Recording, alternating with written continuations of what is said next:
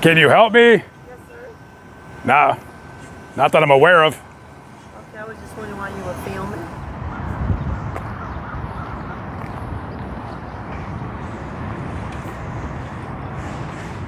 If anybody needs to be reminded yet again that big business America does not care about you, the working person, then let me tell you a horrible story that happened behind me. Now yet Lee, 63 years of age, lost her life working for her employer. An accident that happened at the workplace that could have been totally preventable. Back in the spring of 2023, 63-year-old now yet Lee, who at the time was working as a manager at an Arby's location in Houston, was asked by her boss if she could temporarily transfer out here to New Iberia, Louisiana, to this location right in front of you, which is now a Whataburger. At the time this happened, it was an Arby's. So she comes out here and she brings her adult son who lives with her. He has intellectual difficulties, so she has to bring him with her to kind of keep an eye on him. We go to May 11th, 2023. It's about 6:20 p.m. And now yet's son, he's working at the Arby's at the time. He goes into the freezer to get something to be stocked in the front when he sees his mother dead, face down on the ground, frozen to it. They call 911, police come out here, and it is already way too late. Way too late. So the question remains, how did this happen? How did a woman die in the freezer at that Arby's at the time? Police were looking to see if possibly there was foul play involved, if there was a robbery of any kind, but there wasn't. What happened was she got trapped in the freezer. The lever that was supposed to be operable to let somebody out, well, it hadn't worked in 9 months. When detectives with the New Iberia Police Department started conducting an investigation, it was determined based on the evidence in the freezer that now yet accidentally locked herself in there. And they can see blood on the door itself where she was pounding on it with her fist. She beat it bloody.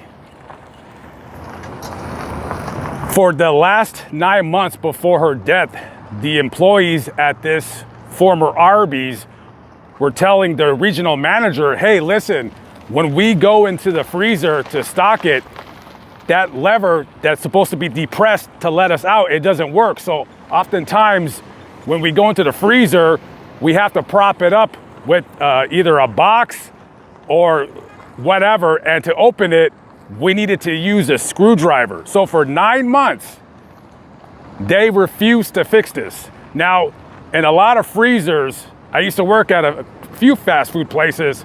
So the freezer oftentimes is gonna be within the cooler. So you open up the cooler if you need a product, you're running low, you go into the cooler, and then if you need a frozen product, from that you go into the freezer. And let me tell you, when I worked at Wendy's, everybody hated to go into the freezer. Even if you're only going in there for like 2 minutes just to stock things or just to grab a frozen box of patties, it hurts your skin. And it's company policy at Arby's to keep the freezer at minus 10 degrees. Can you imagine, you don't have a jacket, you're probably just going in there to grab something really quickly, and you're in minus 10 degree weather? Your skin starts to freeze within 30 minutes. Even if you have a jacket on, you're possibly gonna start suffering from hypothermia. And then you start getting drowsy, start getting delirious, and that is oftentimes how people die. So the family is currently suing Arby's for wrongful death. Now, the people that used to own this, I'm not 100% sure if they lost their franchise or they just closed and moved somewhere else. But this building, it's a fairly new construction, so I'm gonna guess that Arby's at the time wasn't there very long at all. What's that? Can I help you? Can you help me? Yes, sir. Nah, not that I'm aware of. Okay, I was just wondering why you were filming. Oh, why am I filming? Yeah, you were the insurance company? No, I'm doing a story about the lady that died in the freezer. Okay, well, Yeah. You take it easy now. So that's what they wanted to do. Okay. By the way, after I was done filming, the manager came out and rounded up all the employees and brought them inside. I guess they were worried or scared that I was gonna want to interview them or talk to them or whatever. So I guess this is a touchy subject, which it is. It definitely is. Now, currently right now, the case is scheduled to go to trial in 2025. This location was owned by a franchisee, Turbo Foods, which worked under the umbrella of Arby's, and it was managed by Sun Holdings. So the family right now, they're suing them for wrongful death to the tune of $1 million. They're saying that the reason they're suing them is loss of consortium, future pain and suffering, future loss of love and affection.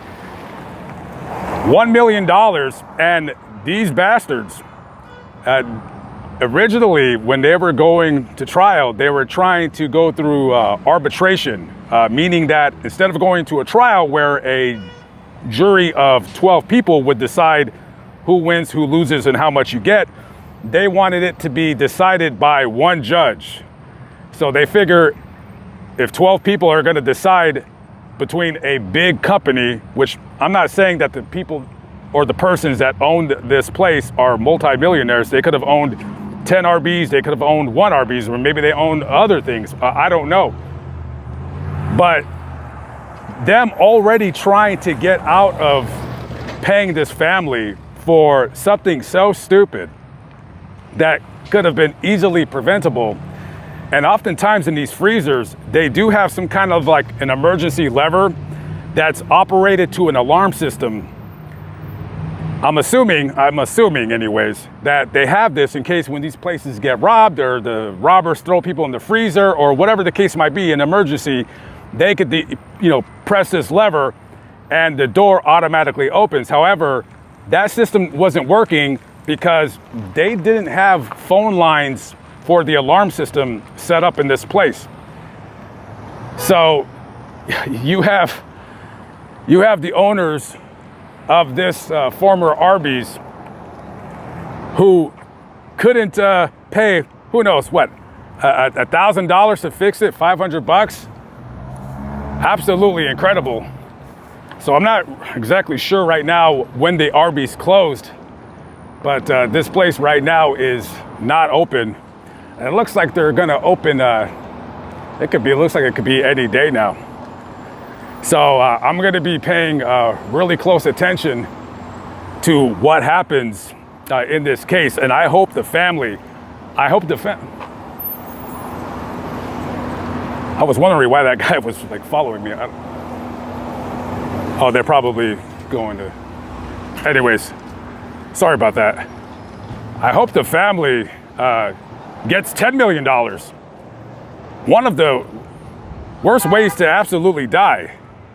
And, not a quick death at all. And like I said, her son, who's mentally disabled, now the, brothers and sisters, they're going to be tasked with helping taking care of him. And now yet was a widow, so she wasn't married at the time. So just a really, really terrible story. All right, guys, Lamont at Large signing out. I'll catch up with you later. I guess that guy really wanted a Whataburger or something like that. Who knows? All right, peace out.